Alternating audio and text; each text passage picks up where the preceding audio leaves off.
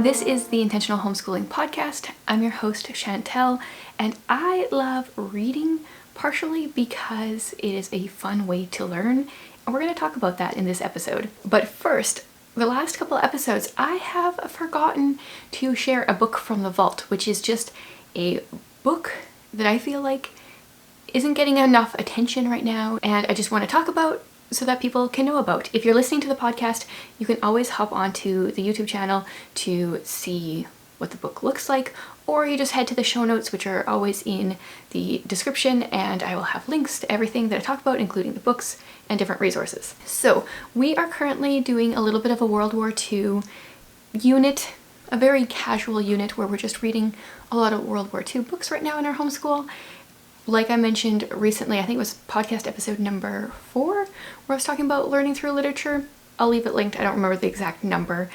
And I find reading stories to be such a great way to learn, like I said. So I thought I would highlight this book. This one is White Bird by R.J. Palacio. So this is the author of Wonder, which is a much more well-known book. But this is a graphic novel about a Jewish girl who runs away from her school and hides out in a barn, and this is set in France. It is a very well done historical fiction graphic novel, and if you have kids that don't think they like history, first of all, novels is a great way to go, but if they also think they don't like reading, graphic novels are another great step because you can learn so much through this. So if you guys have not checked this out, I would say probably grade 4 and up I would recommend this for.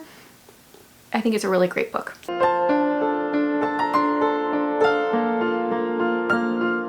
Okay, so today I wanted to focus on this idea of mother culture, creating a curriculum for yourself as a mother. The term mother culture, I believe, was originally created by Karen Andriola. It has like Charlotte Mason themes, but Charlotte Mason was not actually a mother herself, and so I think Karen Andriola created this based off of some of Charlotte Mason's teachings. I could be wrong.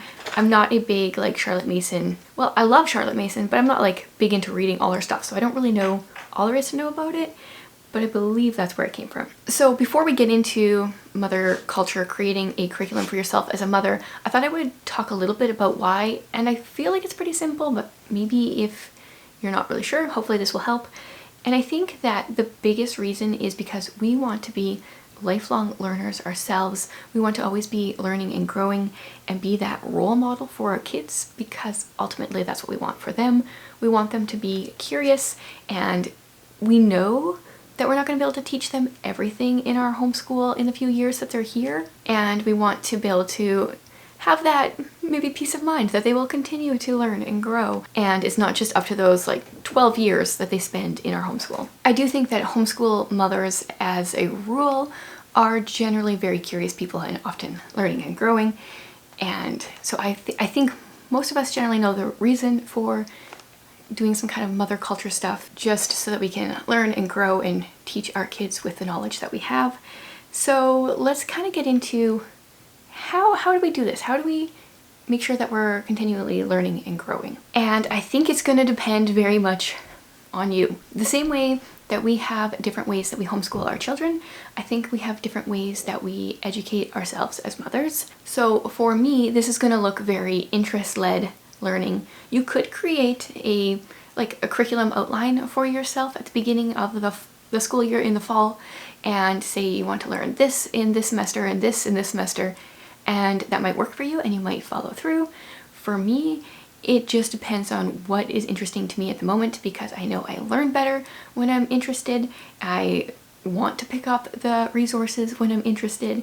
So it's very much going to depend on you, and generally the way you homeschool your children, or you naturally tend to homeschool your children, is the way that this will work better for you.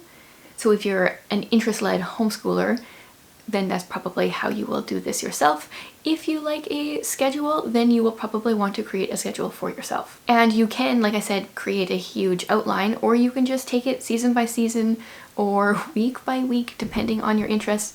Sometimes if you finish one book or resource, then it will want you to deep dive more into that, or that will tell you about a certain offshoot of the topic that you're interested in.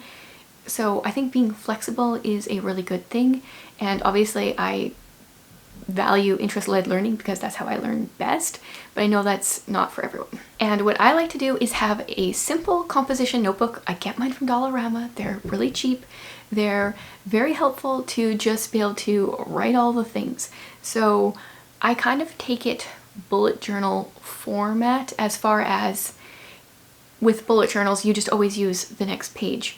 It's not like a binder system where you have a section for this topic and a section for this topic and a section for this topic. Once again, I think this might work better for some people than for others, but this is what I find works for me, is going cheap and simple and just kind of having that around wherever I have my resources. I have my composition notebook, and then as I'm learning about things, if I'm listening to podcasts and I'm inspired by something or I'm learning something, then I'll write notes on that. If I'm reading a fiction book, maybe that will cause me to dive into the historical elements behind that, and I'll take notes on that. If I'm reading a non-fiction book, I highlight and tab like crazy, and this is a space for me to write all that down.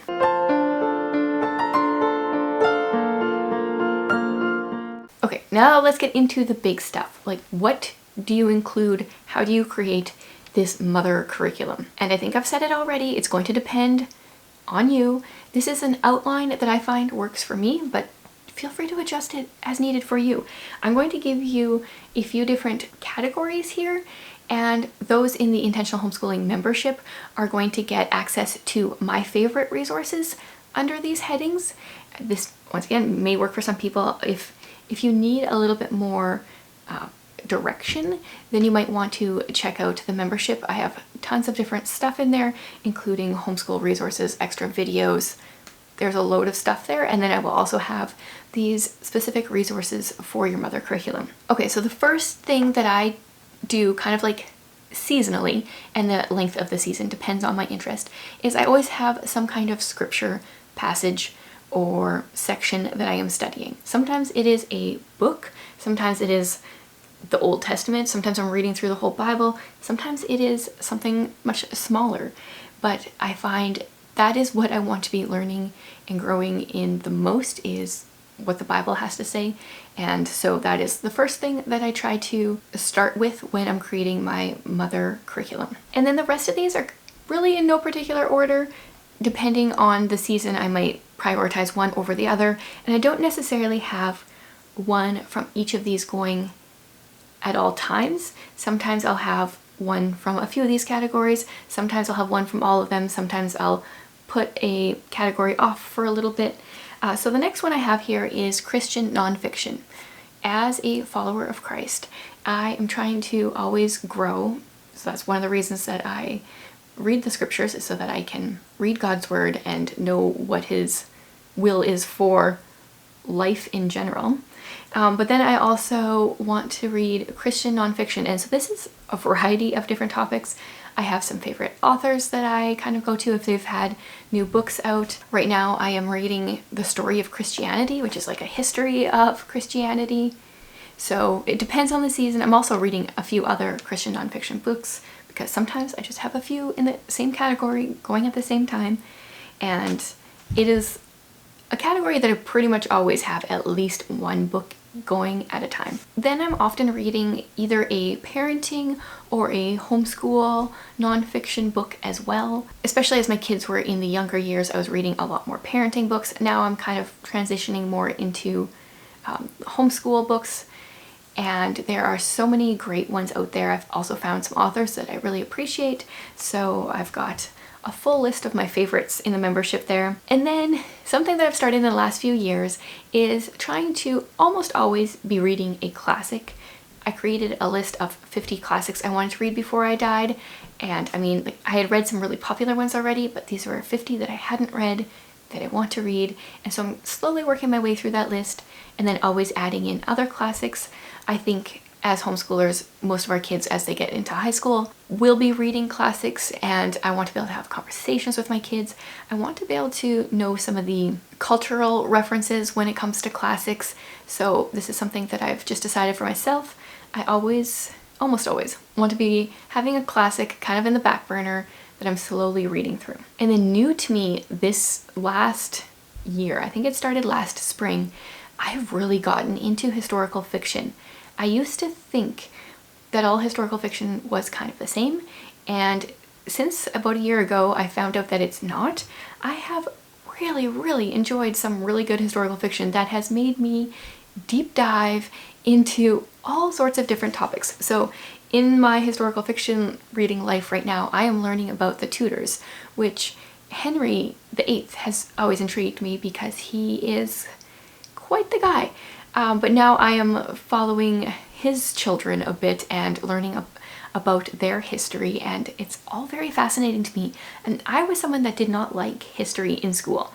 So the fact that I'm like seeking out even historical fiction, which makes me look into history, I'm seeking out these historical books is kind of mind-boggling for me. My history classes growing up did not make me want to be a lifelong learner. It did not teach me that history was interesting, but I have come full circle and am totally wanting to read all the historical fiction these days. Two more that I pretty much always have going on are a poetry collection of sorts. I have a large stack of multiple very large books of poetry collections that I'm reading through right now, and maybe I have a few too many going, but I really do find a lot of value from poetry. And I know not everybody loves poetry like I do, and that's okay. If you don't want to read from a poetry book, that's totally fine. But I have found it very helpful in my life, and so I always have a poetry collection going. A lot of them are just one poem a day, or I have like the Emily Dickinson complete poetry book, and I read a couple pages, which is a few different poems each day. And then the last of my ones that I pretty much am always kind of doing is listening to podcasts. And over the years, I've had a few favorite podcasts in the like Christian spiritual growth area, homeschooling, parenting, and I shared a few of my favorites on my homeschool membership. And I just find it to be a great way to glean wisdom from people who are farther along in the journey than me. And I need to double check on some of the podcasts that I used to listen to that I haven't for a while, just to make sure. I should add them. I haven't added them to the list that I have on the membership, but I should double check, see if they're actually still good. Maybe I'll want to continue listening to them, and then maybe I'll recommend even more there.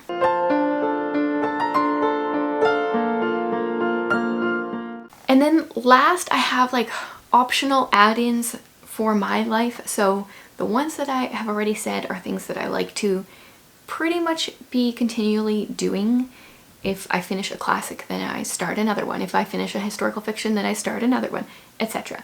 But optional add-ins for times when I feel like I have more space in my life. There would be like an author in-depth study, and I've kind of been doing that this last winter. I've been reading, well, in the last year, I've been reading a lot of Jane Austen and reading more about her life and getting intrigued with that. So that's one thing, an in-depth author study.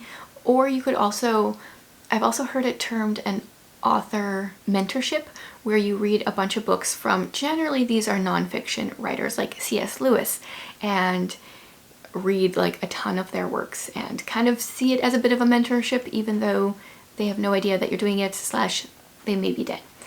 And then continually, there are subjects in our homeschool that I don't feel like we always follow through with really well, and these are something that I've included on my mother culture / curriculum list as reminders for myself. But it's okay with me if we're not continually doing these. One of which is nature study. I do enjoy nature, but during our winters, it's less enjoyable. I do like to go out and take video clips of different things in the winter, but there's a point where everything looks the same because there's only so many trees with no leaves that you can film before they all look the same, and there's only so much snow before everything just looks exactly the same. So that's definitely more of a seasonal thing for me. Composer study is another one.